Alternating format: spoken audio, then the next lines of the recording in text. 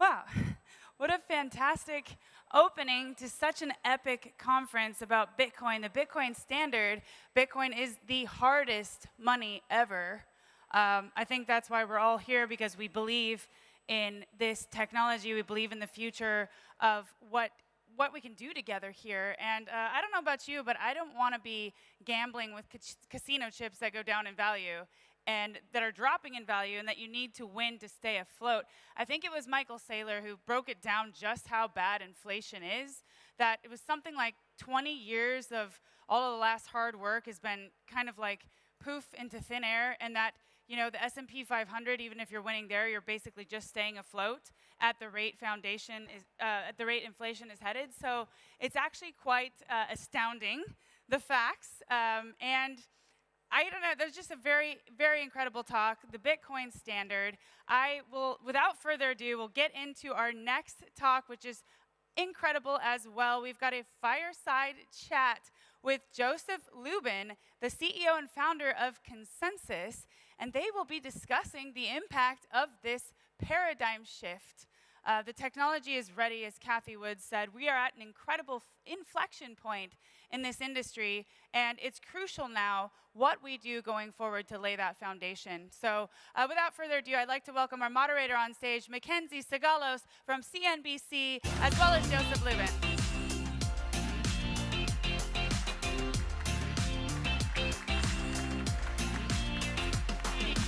Hey, guys. Hi, everyone.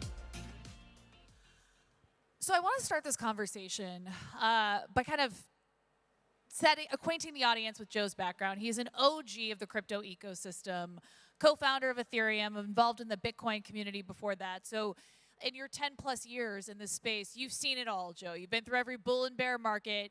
You've been through prior crackdowns by regulators. But I want to ask you about what we've seen this calendar year, which is this recent spate of either Wells notices or actions by the SEC targeting a lot of big names in the DeFi world. Consensys is on that list, but you've also got Uniswap, Robinhood's crypto division. And my question to you, and we'll talk about Consensys in particular in a minute, but broadly speaking, is this different? Is this threat to the ecosystem different and perhaps more significant?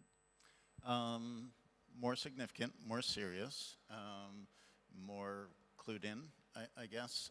First, I think it's important to indicate that the EU, the UK have been pretty open-minded about the technology and not rushing to judgment, say around DeFi, thinking about sandboxes. I'm not a big fan of sandboxes because they limit thinking and innovation, but they're not treating it as a national security threat. They're treating it as an opportunity. The US started a little more open-minded a bunch of years ago. The SEC first, the previous SEC, not under Jay Clayton, not Gary Gensler's. Their first take was, okay, all these tokens are securities. And they spoke to a bunch of people, companies, including us, and I guess they did a lot of research and they recognized, hey, a lot of these tokens are work tokens, utility tokens, different kinds of tokens, and so they focused more on ferreting out fraud, went after bad projects, essentially.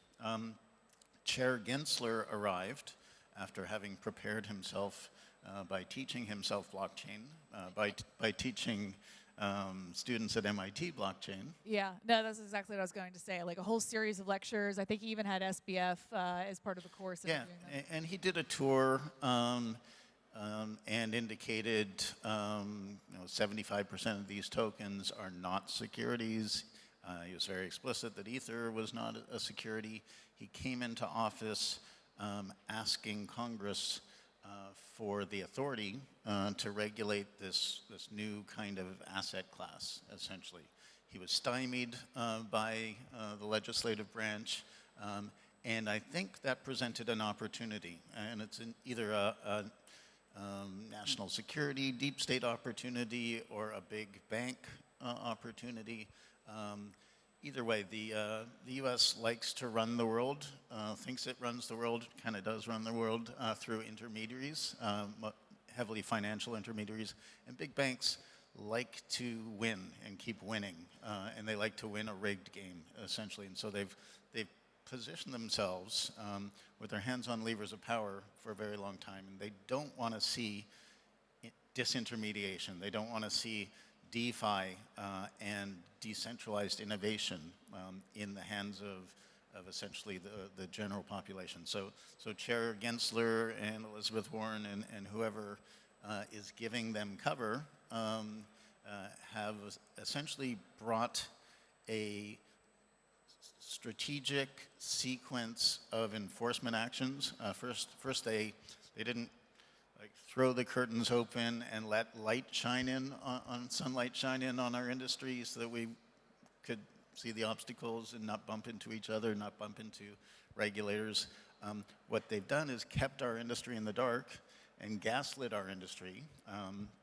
It sure appears to us that Chair Gensler has decided to reclassify Ether from being a commodity, which the previous SEC indicated, the rest of the world has indicated, the CFTC has indicated many times, and try to reclassify it as a security so that these enforcement actions could be justified, at least for the staff of the SEC, but not publicly. He hasn't been comfortable saying publicly that it is reclassified internally as a security. And I want to unpack all of this because I think a lot of people were, and I've spoken to the actual issuers of the spot Bitcoin ETFs, many of whom also have applications in for the spot Ether ETFs, and they were shocked. So it seemed like after this period of multiple months of silence, suddenly there was this about face from the SEC. And I wanted to stop you on that point because does that change the calculus here? Because you and I talked before that approval, and it seemed like what's the significance of that reversal in general to the ecosystem, one, but then two, what does that mean in terms of what you said, the security versus commodity debate surrounding Ether?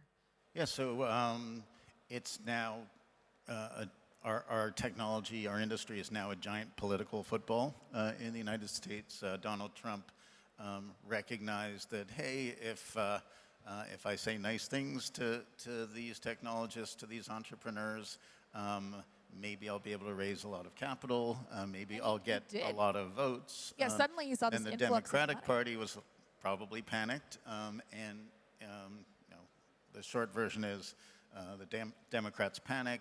Somebody calls Chair Gensler. Chair Gensler has studiously avoided the issue. Was probably going to say something about lack of correlations or something like that. There would have been a reason for denying the Ether spot ETFs, but I think at the last minute, because we saw just a flurry of activity, the probabilities went through the roof from 10% or something like that by well-informed people. And so we're not out of the woods yet with respect to the Ether spot ETFs. The 19B4s are approved, and S1s are probably going to be approved. They might be slow-rolled. I think what we can expect is that the people and organizations that run the world are going to give decentralization as little room to run as possible. And so I think we can expect a very slow rolling of this decentralization phenomenon. And so it's likely the Democratic Party in the U.S. will go slower and give as much as they need in order to raise capital and win votes. Well, I mean, and then that's exactly it. This prevailing consensus is that there was political pressure, and then we saw this shift in terms of the SEC's stance on spot Ether ETFs. As you pointed out, we've only seen one step of approval. There are different stages to actually get those spot ETFs live and trading. But my question is, with Bitcoin, this really seemed to cement its place as an asset class that's here to stay. We've seen, $60 billion collectively in AUM across all the spot Bitcoin ETFs. Does it do the same thing for Ethereum? Because reportedly the Ethereum Foundation is under investigation. You've seen a lot of, and I want to unpack the developers who've been receiving subpoenas a little bit later in our chat. But you've seen open source developers working on the Ethereum blockchain receiving subpoenas, going in, having to potentially talk about their work. Does this help? I don't know, stem the bleed? Like, is it a good thing? Is it a protectant now that you've got the spot Ether ETFs because they are now an asset class that's solidified and they've got a place that's here to stay? Yeah, so the Bitcoin ETFs were, I think, the biggest success story in the history of ETFs, and it's really early still. Giant pools of capital with giant bridges into the decentralized protocol ecosystem. That's a game changer. And we're going to see that ramify in our ecosystem for quite a while because funds, retail customers, essentially the retail customers are likely going to be advised by their RIAs to just keep putting capital in on a monthly basis or something like that. So it's going to keep going just purely in the Bitcoin context for a long time. In the Ethereum context, there may be, let's say there's 20% of the US dollar equivalent capital that is either diversified and reallocated or new capital that's allocated to the Ethereum spot ETFs. That has a much bigger effect on Ether price than that same amount of capital would have on Bitcoin. There's just much less available Ether out there. Ether is properly used for staking in the protocol, staking in other protocols and DeFi, and the instruments are not even yielding yet, and so there will be just a ton of reasons to diversify from Bitcoin, but also lots of new capital. So it's likely to be seen as a floodgate that shines a huge amount of attention on Ethereum and brings a lot of capital into Ethereum. We're going to hit at the high prices or all-time high prices. When that happens, the media goes crazy, and some sort of positive feedback loop could develop. So back to whether this poses an existential threat to the ecosystem more broadly. In April, Consensys preemptively filed a lawsuit against the SEC. You guys had received a Wells notice. There had been other, I think you got 3 subpoenas last year. So tell me a little bit about your particular fight with the SEC and where it stands right now.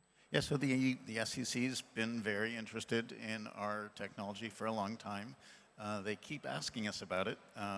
Sometimes they ask and we volunteer information. Sometimes we aren't allowed to volunteer, so we're forced to give them information.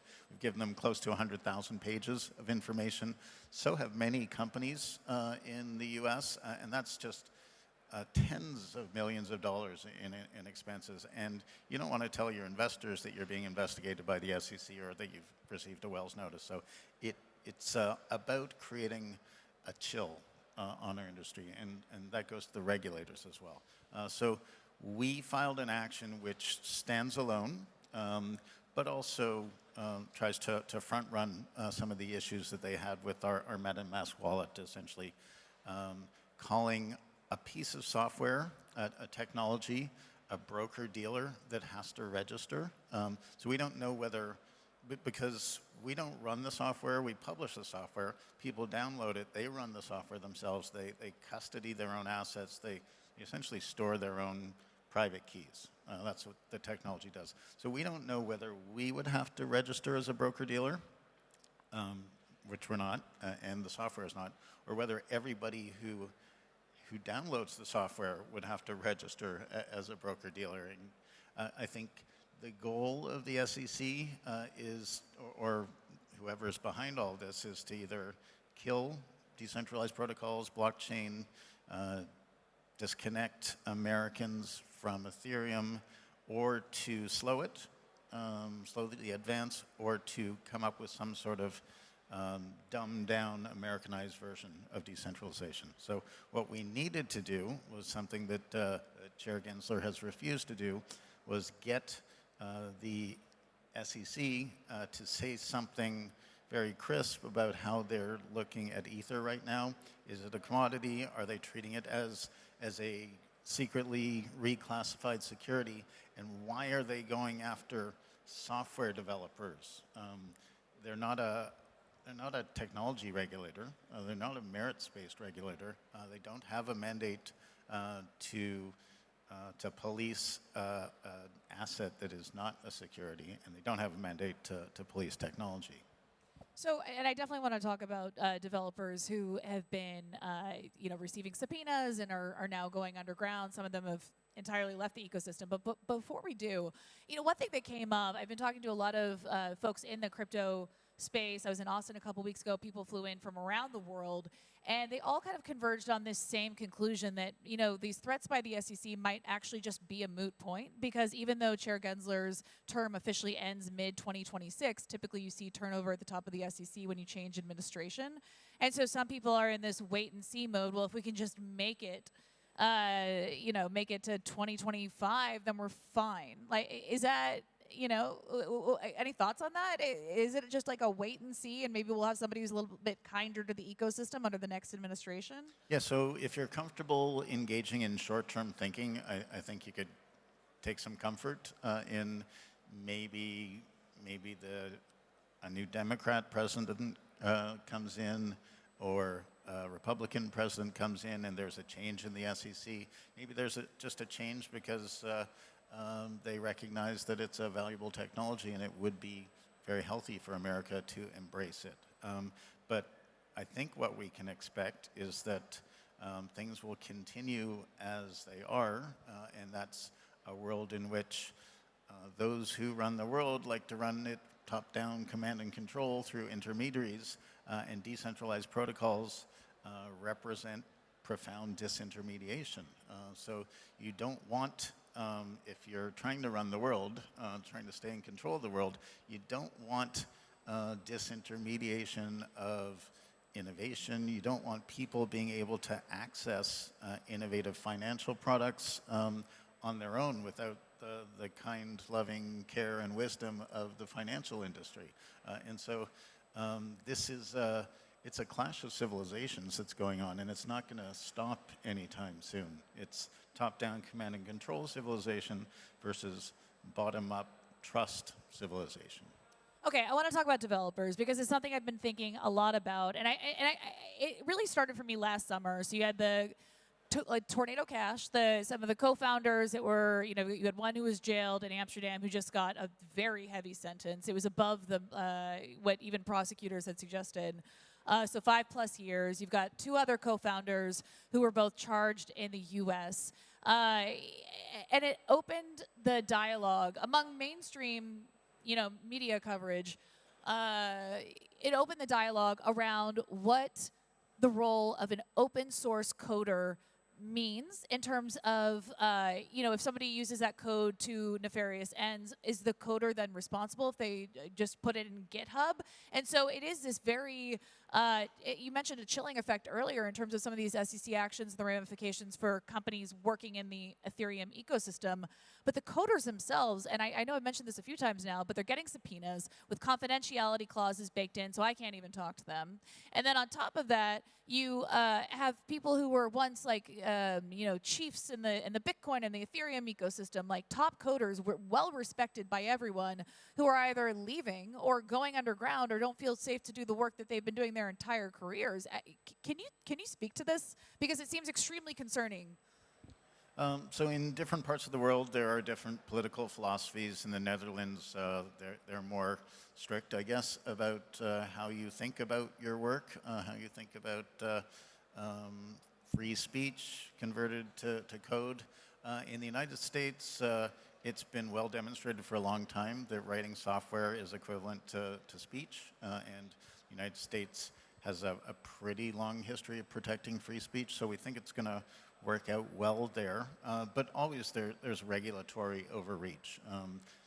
There's been decades of trying to combat cryptography, encryption, essentially. And so we can expect more of that. We have seen specifically the SEC trying to make the case that Ether is different now after the transition from proof of work to proof of stake. So in proof of work, people spend a lot of money for specialized hardware. They burn a lot of electricity. It's expensive. And so they're rewarded by the protocol under proof of work for all of their expenses. And it incentivizes them also for the labor that they produce. When we accomplished the transition from proof of work to proof of stake, which was a giant amount of work, it reduced the carbon footprint of Ethereum by 99.9 something %, big win. It reduced the need to purchase specialized hardware and pay a giant amount for electricity. And it replaced all that hardware and energy infrastructure with a performance guarantee, a security bond, essentially. Because we use the word yield sometimes, because we use the word bond sometimes, the SEC probably felt, hey, this is great. We can call this a financial instrument and reclassify Ether as a security. But the fact is, validators are simply performing work. They're devoting their resources. They're performing labor for the protocol. And they're making sure, or the protocol makes sure that they behave well by requiring them to post a performance guarantee or bond. And so it's all income, and there is no investment contract anywhere to be seen. And so if the SEC can figure out a way to gaslight the world and make it believe that there's an investment contract there somewhere rather than, it's just sort of like a taxi license in the US, a medallion. It's just a license to do work and get paid for it. Last thing I'll say on the developers, if you're in the audience or you know somebody who's a developer who's had to go underground or feels uncomfortable given the current regulatory climate, I'd really like to speak to them. So I'm at Kenzie Sigalos on Twitter. Yeah, so there are actually two classes. I can elaborate a little bit. There are two classes of developers that received inquiries or subpoenas. And one was around the work done to affect the proof of work to proof of stake transition. Another was around staking software and Ethereum Consensys clients. And so the result of that is that software developers who are not sophisticated legally, just like to work on technical problems, are scared. And that has the desired effect, I think, of creating a chill on the industry. So we're here in Paris. We're in Europe. MiCA rolled out last summer. A lot of people were talking about it back then. This comprehensive regulatory framework for the industry excluded DeFi, notably. And I bring this up because so much of our conversation has been about the U.S., and it's almost ironic that the SEC is the top cop on this beat, even though the U.S. doesn't have any hard and fast rules from our lawmakers, from Congress. We've been working on that for a while, but a lot of other jurisdictions have been faster moving. My question to you is, what does the regulatory landscape look like in Europe? We're talking all about the U.S. and enforcement, but what's going on over here? And frankly, like we were talking backstage, 40% of your team is based in the U.S.? Is any part of you thinking, let me decamp from the U.S. altogether and go to a friendlier jurisdiction? So there's no way we would decamp from the United States.